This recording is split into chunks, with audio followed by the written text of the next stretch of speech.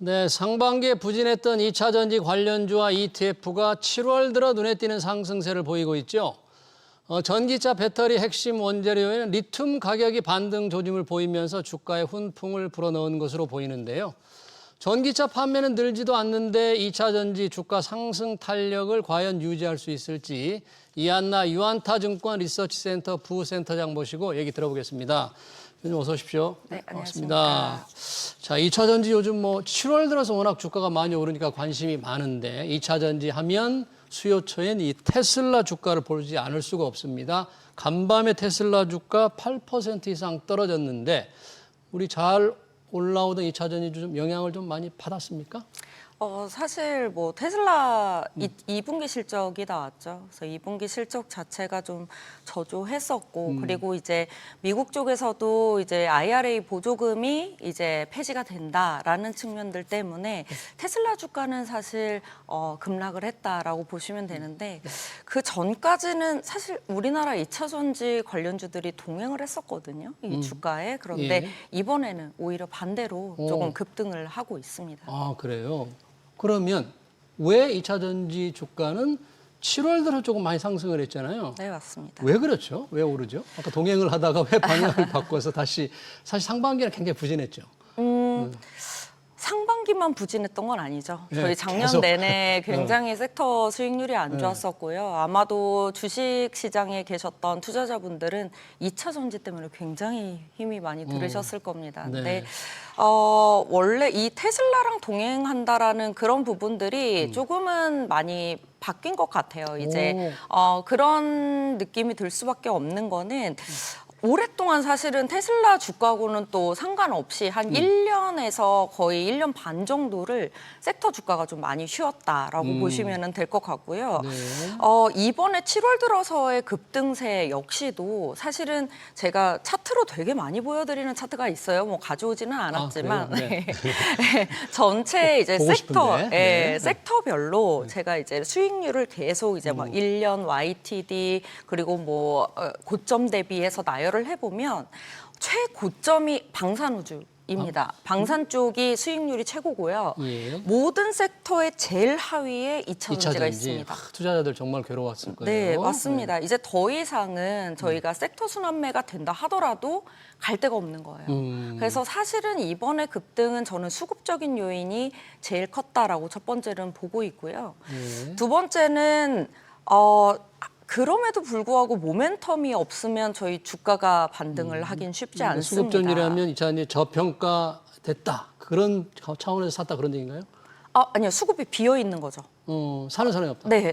사는 그래서 사람이 없어서 비어져 있었던 떨어져 있다. 섹터였는데 네. 누군가 이제 사기 시작하면은 급등으로 이어지는 거죠. 근데 다른 섹터들로 이미 한 번 환매가 일어났기 때문에 네. 이제는 올만한 섹터가 2차 전지였다라는 거예요. 최하위 섹터였기 때문에. 비어있기 때문에. 네, 맞습니다. 네. 그게 첫 번째였었고 네. 두 번째로는 불확실성이 항상 있었어요. 저희 트럼프 정부 들어선 다음에 IRA, 뭐 그 안에 AMPC 여러 가지 불확실성이 있었는데 긍정적이든 부정적이든 이 정책만 나와주면 사실은 시장에 부정적인 요인들이 주가에 녹여져 있는 겁니다. 근데 이번에 AMPC까지 전체적으로 다 발표가 났잖아요. 그렇죠. 2033년 폐지로 이제 그렇다 보니까 불확실성 해소로 인해서 또 반등이 좀 일어났다. 선명하게 결정이 됐다 그런 얘기잖아요. 네, 맞습니다. 첨단 투자는 세액 공제 계속되고 전기차 보조금은 폐지된다. 이게 네. 확실히 결정됐다 그런 얘기죠. 네.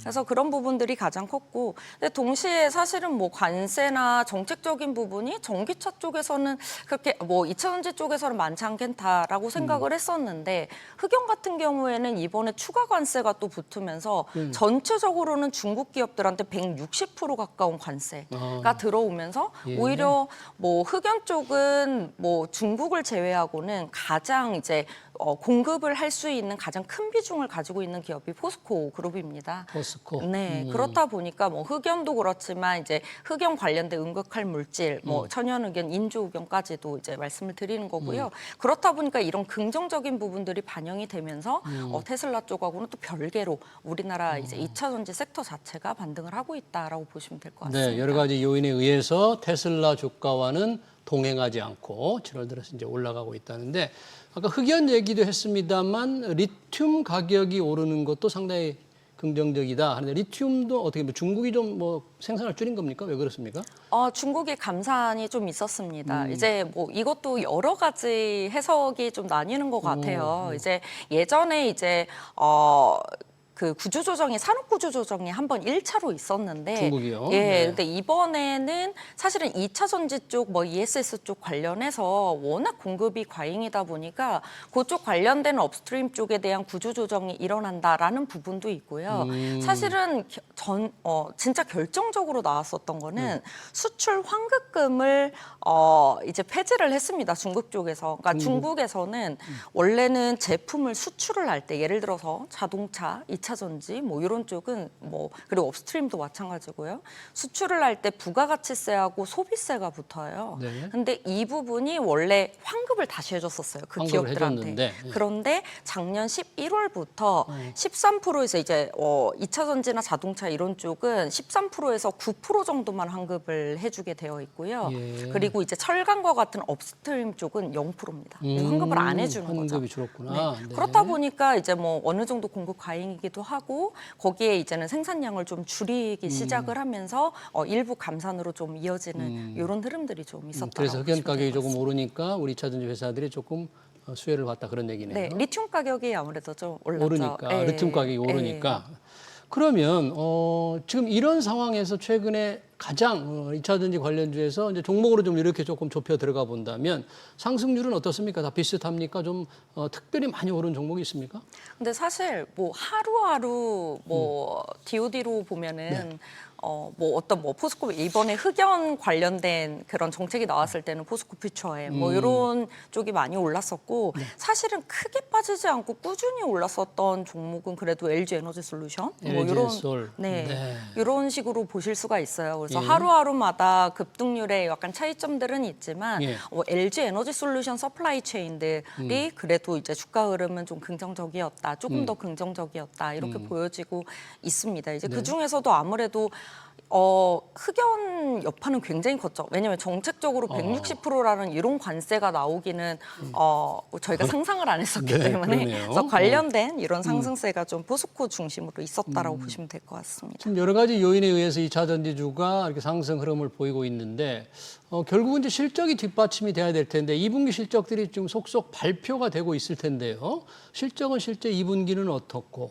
또 3분기 이후 실적 과연 주가 상승을 떠받칠 만큼 실적 호조를 예상할 수 있을까요? 어떻습니까, 지금? 2분기 실적은 사실 LG 에너지 솔루션 같은 경우에는 생각보다 좋았습니다. 그래요? 그래서 왜냐하면 LG 에너지 솔루션은 유럽하고 미국 쪽에서 고객사들의 신차 출시가 사실은 굉장히 미미했습니다.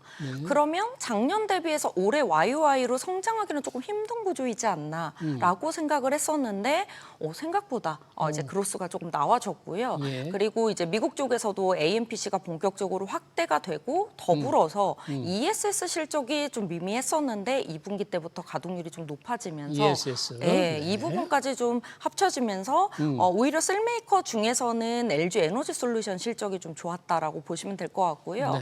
전체적으로 다 실적이 나오지는 않았지만 이제 포스코 퓨처엠이 실적이 나왔는데 사실 LG 에너지 솔루션의 서플라이 체인이기 때문에 실적이 좋을 거라고 생각을 했는데 예. 굉장히 안 좋게 나왔죠. 그래서 포스코 어닝 퓨처엠이. 쇼크를 기록을 했고요. 예. 여기는 외형도 감소를 했지만 이익도 감소를 하는 이런 흐름으로 갔다라고 보시면 될 것 같습니다. 예.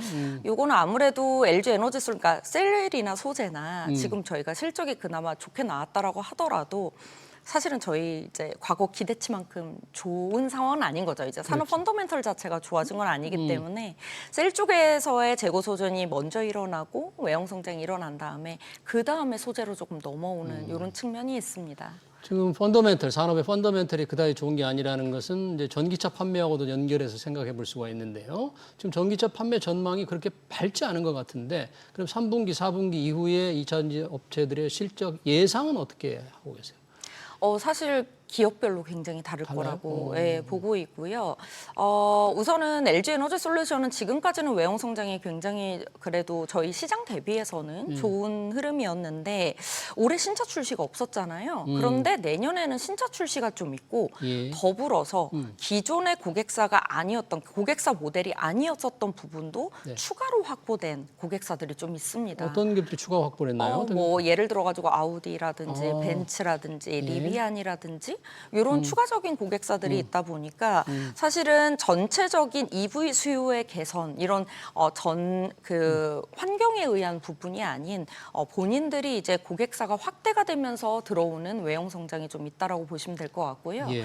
특히나 2026년에는 신차 출시가 좀 있다 보니까 주요 고객사 중심으로 해서 3분기 때는 또 추가적인 가동률 상승을 좀 기대해 볼 수 있다라고 보여지고 있습니다. 예. 그래서 뭐 소재 기업들도 2분기 때까지는 굉장히 저조하긴 했지만 이게 솔직히 올해 내내 쉽진 않거든요. 소재 네. 기업들 솔직히 쉽지 않습니다.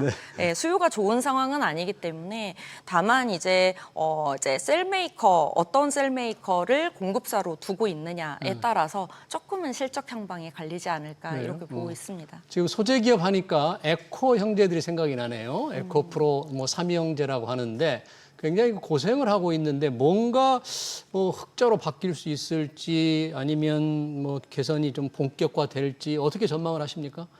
사실은 에코프로 BM 같은 경우에는 1분기 때도 흑자가 나왔고요. 아마 1분기 2분기는 실적이 아직 나오지는 않았지만 흑자를 예상을 하고는 있습니다. 근데 다만 이게 일부 재고평가 손실이 반영되지 않았거나 이런 부분들이 좀 있을 수 있고요.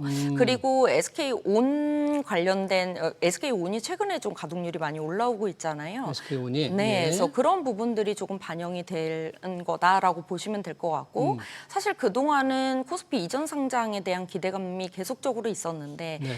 이번에 또 한 번 시도를 하기는 하거든요. 근데 네. 한 번 몇 번 실패를 봤기 때문에 기대감이 그렇게 높진 않은 상황이에요. 그래서 그런 부분들이 뭐 다른 기업들 주가 대비해서는 조금 저조한 흐름을 좀 가져온 것 같고요. 예. 실적적으로는 1, 2분기는 그래도 이제 3, 4분기 때가 어떻게 될 것이냐라고 봤을 때 SDI나 뭐 SK온 전체적으로 봤을 때에는 SDI는 여전히 수요가 조금 저조한 편이고요. SDI 는, 네, 뭐 SK온 쪽에 대한 가동률을 조금 기대해 볼 수는 있겠지만 이게 저희가 생각하는 외형 성장과 그리고 영업이익 상승 증가까지 뭐 크게 기대하기에는 조금은 힘들지 않겠냐 이렇게는 그래요? 보고 지금 있습니다. 에코프로그램 얘기잖아요.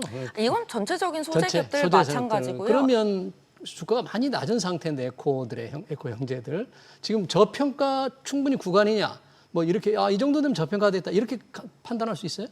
근데 저평가라고 이야기하기에는 지금 뭐 이 에코프로 삼형제뿐만이 아니고 모든 2차 전지 기업들이 밸류가 높습니다. 여전히 높습니다. 여전히 높다? 네, 여전히 밸류는 높고요. 왜냐하면 생각해 보시면 작년 내내 적자였었고요. 올해도 적자에서 일부 약간 흑자, BEP 살짝 넘어가는 수준이기 그 때문에 정도니까. 이게 뭐 내년 정도 갔을 때 수요가 정말 많이 높아져서 그러니까 유럽 수요에 대한 기대감이 있긴 하지만 저희가 또 북미 공장도 큰 편이거든요. 네. 이제 그런 부분들 감안했을 때에는 여전히 밸류는 조금 높은 편입니다. 네. 알겠습니다. 2차 전지 산업 동향, 최근 오르는 동향과 향후 전망까지 잘 들었습니다. 지금까지 이한나 유한타증권 리서치센터 부센터장이었습니다. 센터장님 고맙습니다. 네, 감사합니다. 네.